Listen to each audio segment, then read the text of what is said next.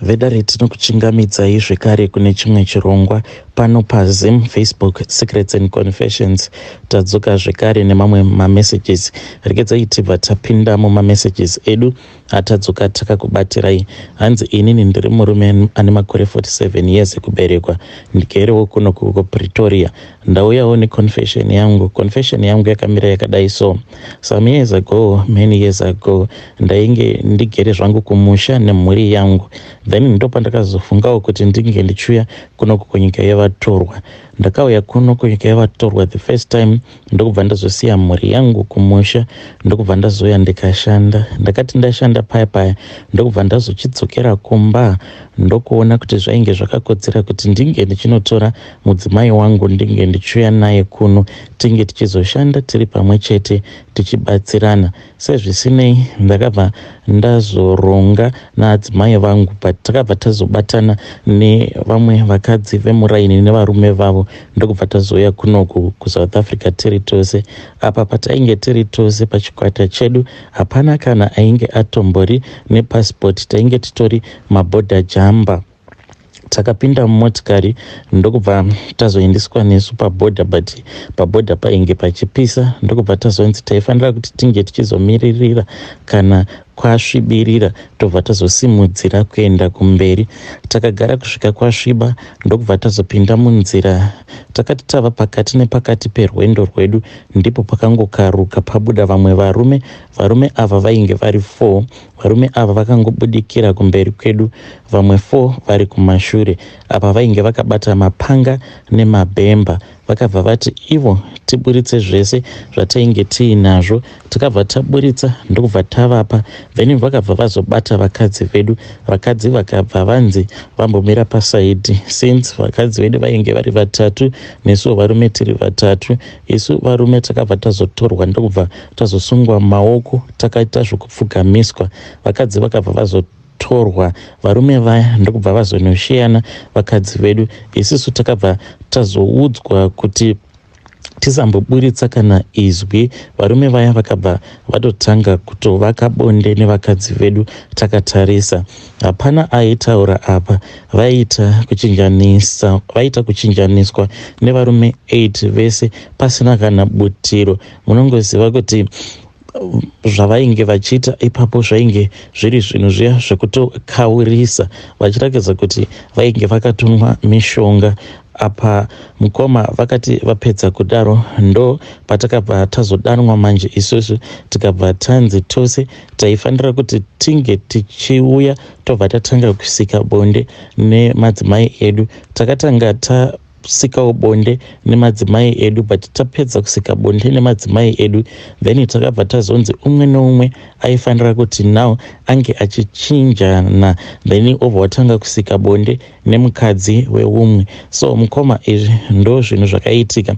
Patova nemakore iwo anokwanisa kuita 17 years kubva zvinhu izvi pazvakaitika. So ndo nyaya yangu iyi yandiinayo, but nyaya iyi kubva zvayakaitika hatina kana kumbotaura nezvayo. Kunyange mumba inini nemudzimai wangu handina kana kumbogara ndakaidhiskasa. Kunyange patinodzokera kumusha, kunyange tikatosangana nevamwe vaya vatakamboya navo kunoku kuSouth Africa, hatitombotauri nezvazvo. But mukoma, ndo nyaya yangu iyi yandiinayo. Inyaya yekuti inondirwadza. Ndinoti kana ndikatarira mudzimai wangu ndinonzwa ndichirwadziwa, ndichitanga kufunga kuti saka akatoitwawo bonde nevamwe varume vatinotogara navo kumaraini kwedu ikoko, neniwo ndikatoitawo bonde nevakadzi vavo. But rainge riri bonde riya rekuti takatomanikidzwa kuti tinge tichisangana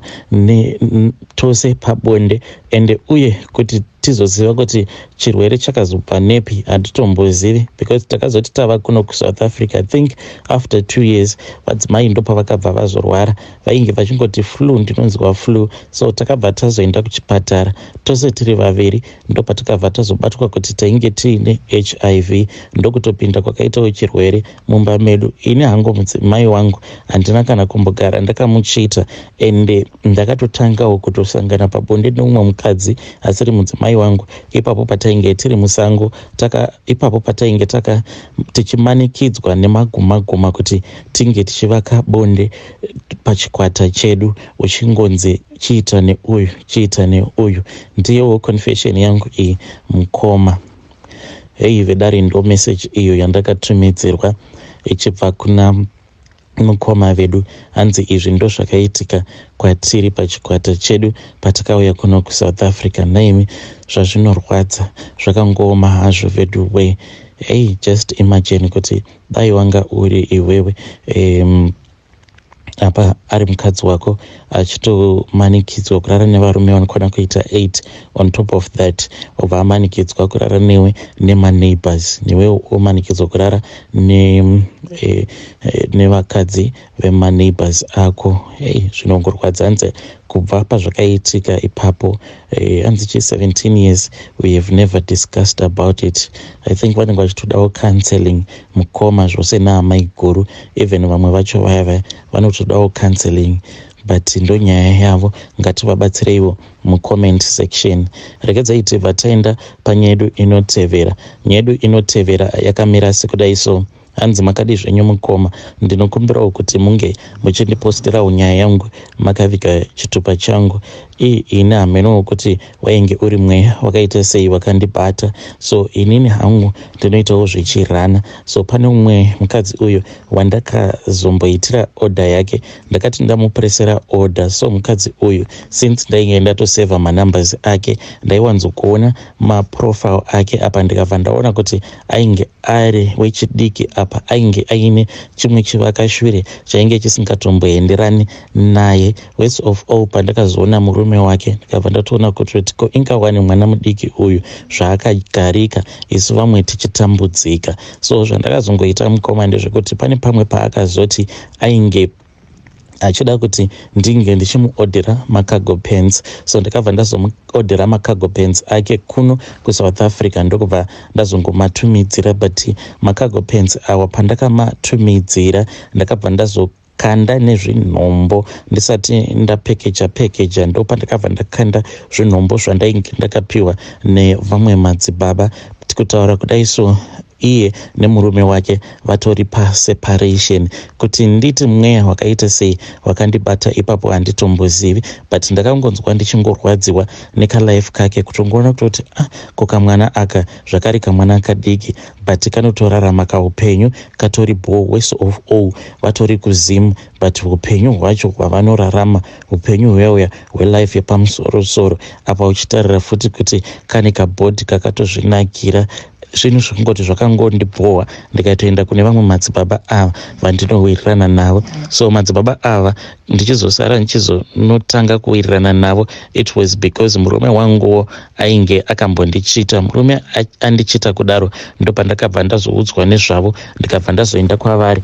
Ivo vanoitawo zvenguwo tsvuku, so ndakangoenda kwavari sevanhu vanozivana even mumabasa medu umo, since ndichiitira kuti ndisazopota ndichivharwawo nemacustomers kana kuzosangana nemapurisa. Saka ndo vanogara vachingondivakirawo minamato iyoyo. So ndakangoenda kwavari ndikabva ndavanyepera madzibaba ava, ndikabva ndati mukadzi uyu zvamuri kumuona iye ari kuda kunditorera murume wangu. Vakabva vati hapana kana dambudziko, vakati ivo vainge vachida kungoona picture rake. So ndakabva ndavarakidza rimwe picture rake iro randainge ndakaita screenshot, ndokubva vatora tsono vakangobaya foni yangu kudai, vakati tatopedza naye uyu. But tsono yaiya manje vakabva vazoipisa nemoto kusvika tsono iyoyo yanyunguduka. Takatoenda panze ndokubva vavesa rimwe zimoto, vakabva vakanda tsono iyaiya, ndokubva tsono iya yatanga kutsva kuzonosvika ichizonyunguduka. Tapedza kudaro ndopa vakabva vazondipa nhombo, vakanditi nhombo idzi sezvo muchiti imimi